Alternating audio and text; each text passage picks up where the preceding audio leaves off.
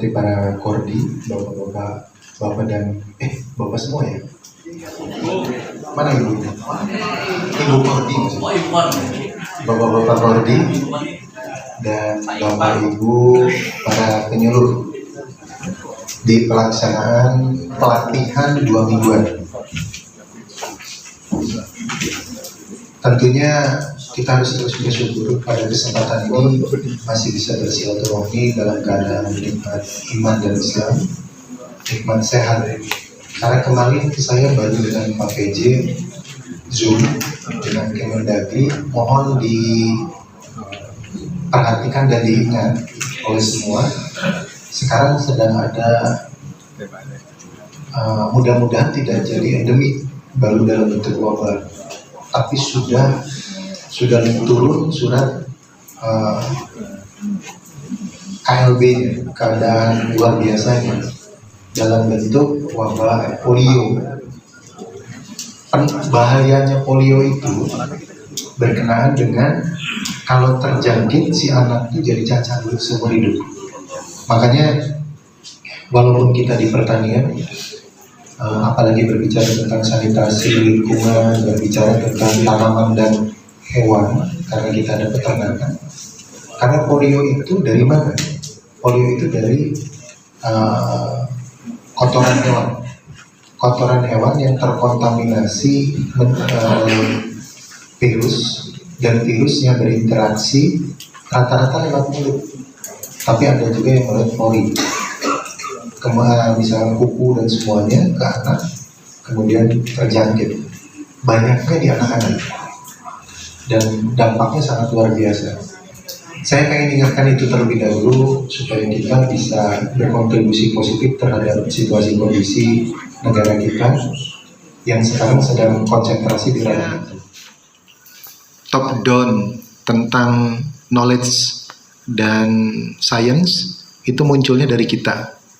Makanya kalau saya berharap dengan kekuatan dunia 5.0 dengan IT ini, Bapak Ibu terus menggali. Jadi informasi dan ilmu, nanti beliau pakarnya di bidang tema yang akan kita dorong. Tapi maksud saya, ruang sekarang pengen saya sampaikan, tolong terus menggali keilmuan tadi di dalam komunitasnya, sehingga pada saat kita ngobrol dengan petani, kita sampaikan yang kita lebih dulu tahu, lebih dulu bisa, lebih dulu paham. Terlepas dengan petaninya nanti diskusi lebih bagus lagi, lebih dalam lagi. Tapi poinnya pengen saya muncul dari kita. Jangan sampai yang terjadi sebaliknya. Kita tidak tahu apa-apa pada saat perkembangan dunia pertanian dan peternakan di lapangan terjadi. Itu pengen saya sampaikan. Jadi sekarang bentuknya Bapak Ibu mau dijadikan trainer. Jadi Bapak Ibu nanti harus menguasai apa yang beliau sampaikan. Dan saya berharap ada kelanjutannya. Tidak hanya pada saat sekarang aja berinteraksi dengan beliau. Mudah-mudahan ke depannya kalau ada hal-hal yang bisa dikomunikasikan, komunikasikan aja langsung. Yang bisa bermanfaat dalam mendukung tupoksi Bapak dan Ibu. Kemudian ruang esensi pelaksanaan TOT sekarang atau pelatihan sekarang adalah bagaimana temanya itu berkaitan dengan Pak Kabit, pertanian berkelanjutan, organik, ramah lingkungan, itu ya core-nya. Perlu kami sampaikan di ranah ini, terakhir menyangkut langkah strategis tentang pengembangan sektor pertanian di Kabupaten Cirebon adalah sustainable agriculture. Dan kita alhamdulillah, mungkin saya mau menyampaikan di beberapa forum, tetapi ada juga yang belum tersampaikan terutama kepada rekan-rekan PPL, bahwa kita menjadi rujukan agriculture sustainable. Karena kemarin pada saat kita dorong menyangkut langkah strategik program Supersonic, yang sekarang nggak tahu kalau update ya, saya mendengarkan ini sekitar 2 bulan ke belakang pas Pak Kadis Provinsi datang ke sini, yang punya regulasi Pergub tentang pertanian organik provinsi total se-Indonesia itu berapa ya Pak? Berapa total provinsi se-Indonesia? 34 provinsi, 38 provinsi, mau nambah lagi? Enggak. Ya wis. Itu yang baru ada pergub organiknya baru ada 2. Saya ingat Bali dan DIY Sleman ya Pak ya. Itu Pak Fajar tahu. Di Jawa Barat sendiri yang ada perbub dan perwali tentang pertanian organik baru 1. Siapa Pak? Kabupaten Cirebon. Tepuk tangan untuk Pak. Salah satu contoh yang pengen saya sampaikan, sebetulnya pengen saya sharing, tapi khawatir terlalu panjang.